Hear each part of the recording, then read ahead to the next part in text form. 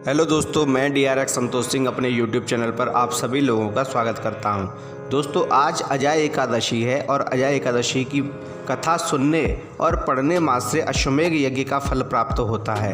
दोस्तों, जब तक एकादशी की कथा पढ़ी अथवा सुनी नहीं जाती है तब तक एकादशी के व्रत का महत्व भी उतना नहीं रहता जितना कि होना चाहिए।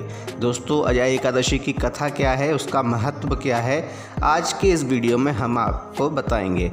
दोस्तों, जब युद्ध समाप्त होने के बाद कृष्ण भगवान और अन्य पांडवों की चर्चा होने लगी, तब कृष्ण भगवान ने सभी पांडवों को एकादशी के व्रत का महत्व बताया था।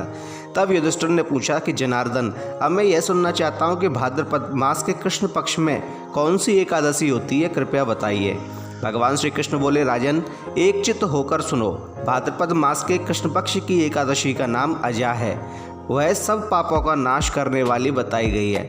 जो भगवान ऋषिकेश का पूजन करके इसका व्रत करता है उसके सारे पाप नष्ट हो जाते हैं। पूर्व काल में भी हरिश्चंद्र नामक एक विख्यात चक्रवर्ती राजा हो गए जो समस्त भूमंडल के स्वामी और सत्य प्रतिज्ञ थे।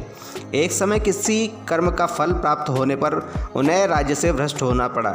राजा ने अपनी पत्नी और पुत्र को बेचा, फिर अपने को भी बेच दिया। पुण्यात्मा होते हुए भी उन्हें चांडाल की दास्ता करनी पड़ी। वे मुंदा का कफन किया करते थे।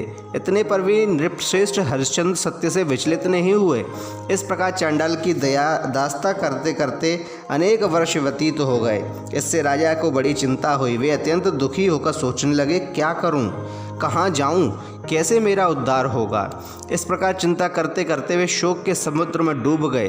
राजा को आतुर जानकर कोई मुनि हैं उनके पास आए। वे महर्षि गौतम थे। श्रेष्ठ ब्राह्मण को आया देखकर गुपुत्र ने उनके चरणों में प्रणाम किया और दोनों हाथ जोड़कर गौतम के सामने खड़े हो गए। अपना सारा दुखमय समाचार कह सुनाया। राजा की बात सुनकर गौतम ने कहा, राजन, भादों के कृष्ण पक्ष में अत्यंत कल्याणमयी अजा नाम की एकादशी आ रही है जो पुण्य प्रदान करने वाली है। इसका व्रत करो, इससे पाप का अंत होगा और तुम्हारे भाग्य। आज के 7वें दिन एकादशी है, उस दिन उपवास करके रात में जागरण करना। ऐसा कहकर महर्षि गौतम अंतर ध्यान हो गए। मुनि की बात सुनकर राजा हरिश्चंद्र ने उस उत्तम व्रत का अनुष्ठान किया। उस व्रत के प्रभाव से राजा सारे दुखों से पार हो गए। उन्हें पत्नी का सानिध्य प्राप्त हुआ और पुत्र का जीवन मिल गया। आकाश में दुदुम्बियां बज उठी, देवलोक से फूलों की वर्षा होने लगी। एकादशी के प्रभाव से राजा ने अकंटक राज्य प्राप्त किया और अंत में वे पुरजन तथा परिवारजनों के साथ स्वर्लोक को प्राप्त हो गए। राजा युधिष्ठिर, जो मनुष्य ऐसा व्रत करते हैं वे सब पापों से मुक्त होकर स्वर्गलोक में जाते हैं। इस कथा के पढ़ने और सुनने से अश्वमेध यज्ञ का फल प्राप्त होता है। दोस्तों, आज को आपको हमारी जानकारी कैसी लगी, कृपया कमेंट में बताएं। हमारे वीडियो को लाइक करें, शेयर करें, कमेंट में जय श्री राम अवश्य लिखें। साथ ही हमारे चैनल को सब्सक्राइब करें। धन्यवाद।